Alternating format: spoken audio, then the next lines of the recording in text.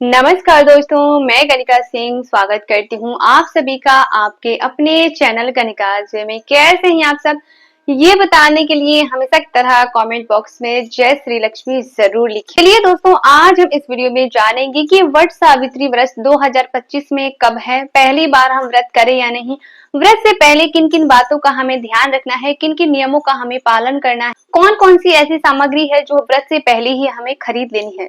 तो वीडियो बहुत ही महत्वपूर्ण होने वाला है, इसीलिए वीडियो को अंत तक जरूर देखें।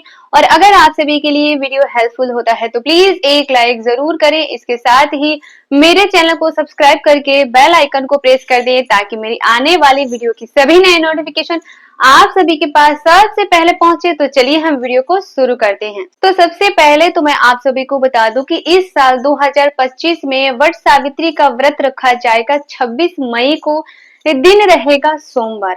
और वट सावित्री का व्रत ज्येष्ठ माह की अमावस्या तिथि को हम मनाते हैं। इस साल की अमावस्या तिथि जो है ज्येष्ठ माह की, वो है सोमवार के दिन। तो इसी दिन सोमवती अमावस्या भी हमें मनानी है, जो कि इस साल की पहली सोमवती अमावस्या पड़ रही है। ठीक है, तो दो व्रतों का फल हमें एक ही दिन मिलने वाला है, जो कि हमारे लिए और भी ये अच्छा होने वाला है। तो व्रत हमें कब रखना है? 26 मई दिन सोमवार को। ठीक है, दूसरी चीज क्या है कि पहली बार हम व्रत करें या नहीं। आप लोगों ने पूछा है कि दीदी क्या वट सावित्री का व्रत पहली बार हम कर सकते हैं? तो जी बिल्कुल, इस बार हम वट सावित्री का व्रत जो है वो पहली बार कर सकते हैं। जो भी मेरी माताएं बहनें पहली बार व्रत उठाना चाहती हैं वो आराम से उठा सकती हैं, क्योंकि अभी कोई भी खरमास मलमास कुछ भी ऐसा नहीं है, तो आराम से हम उठा सकते हैं। ठीक है, वट सावित्री का व्रत सभी सुहागिन महिलाएं अपने पति की दीर्घ आयु के लिए, उनकी सुख समृद्धि के लिए रखती हैं। तो ये सभी सुहागिन महिलाओं को जरूर रखना चाहिए। सुहाग वाले व्रत में ये व्रत बहुत बड़ी ही बताई गई है। ठीक है, इसीलिए हमें वट सावित्री का व्रत जरूर करना चाहिए। अगली चीज क्या है कि वट सावित्री व्रत करने से पहले हमें 16 श्रृंगार जरूर खरीद लेनी चाहिए, क्योंकि इस दिन पे हम श्रृंगार की सामान चढ़ाते हैं।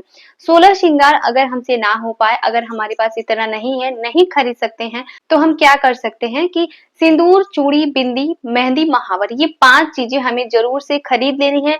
और इस दिन पे चढ़ानी भी है और दान भी हमें करनी है। मान्यता है कि अगर श्रृंगार का सामान हम दान करते हैं तो इससे हमारे सुहाग में वृद्धि होती है, हमारे सुहाग पर आने वाली संकट जो है वो पहले ही टल जाती है। तो इसीलिए हमें सुहागे की सामग्री का दान जरूर करना चाहिए। चीज क्या है जो कि आप लोगों ने पूछा है कि दीदी ये व्रत हम निर्जला करें या फल फलहार पर करें? तो देखिए, मैं आपको बता दूं कि अगर हमसे बन पाता है, अगर हो सकता है, तो हम ये व्रत निर्जला भी कर सकते हैं।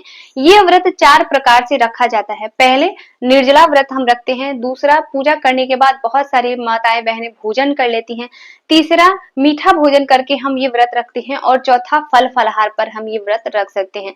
4 प्रकार का ये व्रत होता है। तो जैसे हम सहन कर सकते हैं, हमारे शरीर में जैसे हम सहन कर सकते हैं, उसी प्रकार से हमें ये व्रत करना चाहिए, ना कि किसी और को देख के। क्योंकि कभी कभी हम बीमार होते हैं, हमारा शरीर जो है वो कमजोर होता है, और हम निर्जला व्रत करें, फिर दूसरे दिन हमें बीमार पड़ जाएं या डॉक्टर के पास जाना पड़े, तो ये अच्छा नहीं होता। तो इसीलिए हमारे अपने शरीर की क्षमता के अनुसार व्रत रखना चाहिए। ठीक है, तो चाहे तो हम निर्जला भी कर सकते हैं, चाहे तो फल फलहार पर भी कर सकते हैं। ठीक है, अगली चीज क्या है जो कि इसमें ध्यान रखना है कि फेरी लगाने से पहले हमें जल नहीं पीना चाहिए, जल फल कुछ भी ग्रहण नहीं करना होता है। फेरी लगाने के बाद हम जो भी फल फलहार व्रत करते हैं या मीठे भोजन पर करते हैं, लेकिन फेरी लगाने के बाद ही हमें जल ग्रहण करना है। इस चीज का हमें ध्यान रखना है। ठीक है, अगली चीज क्या है कि आप लोगों ने पूछा है कि दीदी क्या नया वस्त्र लेना जरूरी है? तो देखिए, मैं आपको बता दूं कि अगर हम पहली बार व्रत करते हैं तो इसमें नए वस्त्र का होना अनिवार्य होता है। जैसे कि नई साड़ी, नया ब्लाउज, नया पेटीकोट, जो भी हम चीज इस दिन पे पहनते हैं वो सभी नया होना चाहिए। ठीक है, लेकिन है हमारे पास तो हम जरूर लेंगे, लेकिन अगर नहीं है तो हम क्या कर सकते हैं? नहीं हो सकता है तो हम अपने शादी का जोड़ा पहनकर भी ये व्रत प्रारंभ कर सकते हैं। या कोई ऐसा वस्त्र हो जो एक बार हमने पहना है, धुलाया हुआ है, तो वो वस्त्र पहनकर भी हम पूजा कर सकते हैं। उसमें हम क्या कर सकते हैं कि चूड़ी, सिंदूर, बिंदी, ये 2-3 चीजें हमें अपने लिए नई जरूर से ले लेनी है, और इस दिन पे हम यही पहनकर पूजा कर सकते हैं। ठीक है, चूड़ी, सिंदूर, बिंदी तो हमें वैसे किसी भी सुहाग वाले व्रत में अपने लिए जरूर खरीदनी चाहिए, ये अच्छा माना जाता है। तो ये 2-3 चीजें हम खरीद सकते हैं। ज्यादा नहीं भी हो तो छोटा छोटा पैकेट ही हम लेकर आकर रख सकते हैं। तो ऐसे भी हम अपना पूजा पाठ कर सकते हैं। जरूरी नहीं है कि हमारे पास नहीं है और फिर भी हम खरीदे जा रहे हैं, लाए जा रहे हैं, ऐसा भी हमें नहीं करना है। चीज क्या है जो कि वट सावित्री व्रत से पहले ही हमें ध्यान रखना है, और ये बहुत जरूरी चीज है कि वट सावित्री व्रत में दो चीजों की विशेष महत्व है। पहला तो वट वृक्ष और दूसरा बांस के पंखे की जरूरत हमें पड़ती है। दो बांस के पंखे की इसमें हमें जरूरत होती है। एक तो हम दान कर देते हैं और दूसरा हम अपने पति के लिए रखते हैं, उसी से हम पूजा पाठ करते हैं और हवा देते हैं। ठीक है, तो दो बांस के पंखे की हमें जरूरत होती है। अभी वट सावित्री व्रत में थोड़ा टाइम है, इसलिए मैंने पहले ही आप सभी को बता दिया। अगर बांस का पंखा ना मिल पाए ना, तो हम कागज से या कुछ भी चीज से मतलब बना सकते हैं, तो पहले ही हमें व्यवस्था करके रख लेनी चाहिए, इसलिए मैंने पहले ही बता दिया। दूसरी चीज क्या है, वट वृक्ष।